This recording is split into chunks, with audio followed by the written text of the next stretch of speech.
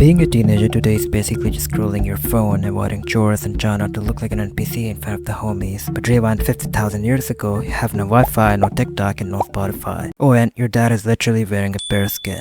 So, how did ancient teenagers actually hang out? Did they just sit in a cave staring at a rock until they turned 25? Actually, science says they probably had way more fun than you do, assuming they survived, that is. For a long time, we assumed ancient humans spent every second of their lives grinding just to survive, but anthropologists studied modern hunter-gatherer tribes and realized we were completely wrong. They only worked for about 15 to 20 hours a week, and that's about it. By the afternoon, the hunt was over, the berries were gathered, and the ancient squad had like 50 hours of free time left. So, what was the move? First, you start gaming, but obviously you don't hop on a server, you hop on survival mode, in real life of course. Contrary to popular belief, ancient homies played games, but their games were literally just side quests to prepare for real life. It was not a competition in who had the best loot in a video game, it was something like seeing who could throw a spear at a deer without missing, or who could track a wild boar in a forest the fastest way possible. You're sitting there like, hey bro, my spear game is bussin' right now. And your homie goes, oh for real? Yeah, for real, because if your game wasn't bussin', you literally lunge for a saber-toothed cat. But come on, you can't just throw rocks at deers all day long. Plus when the sun goes down, you have a massive problem. Where do you go? Well, you go to the ancient group chat, the campfire. Scientists who study human evolution found that about 65% of all ancient conversation wasn't about hunting strategy or profound prehistoric wisdom. It was just social gossip, pure unfiltered yap sessions. Hey bruh, did you see Crack Tripper with that mammoth bone today? Negative aura.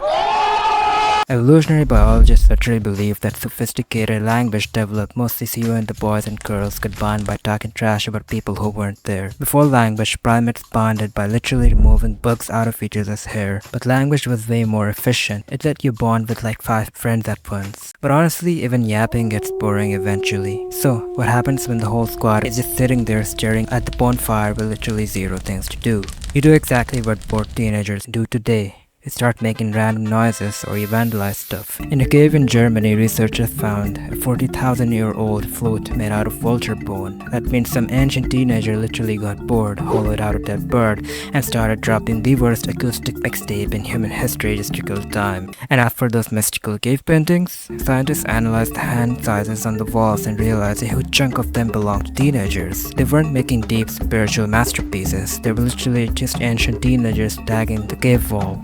Basically, the prehistoric version of Grog was here. But make no mistake, this was not a massive brewfest. While the boys were busy missing spear shots, the ancient girlies were running the most high-stakes crafting circle in the history of mankind.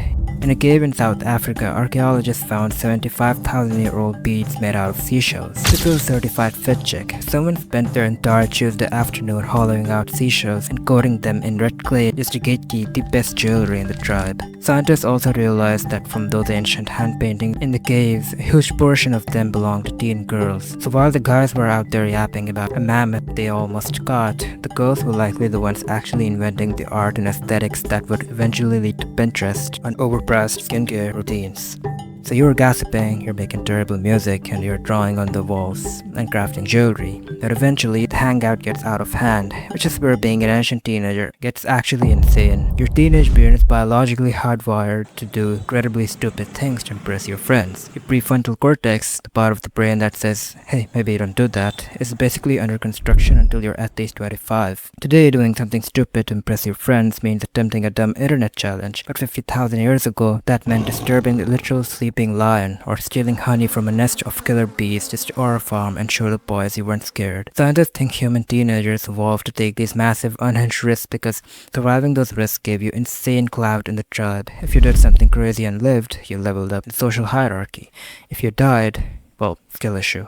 So the next time you and the homies are sitting around a parking lot at 2 AM doing absolutely nothing, talking nonsense and contemplating doing something diabolically stupid, just know you aren't wasting time.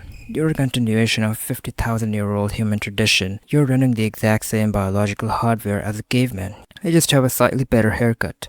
Never mind, you don't. That'll cost you 1 subscribe. Let me know in the comments what you want to learn next. Oh, and check out this video where I expose the Big Bang Theory.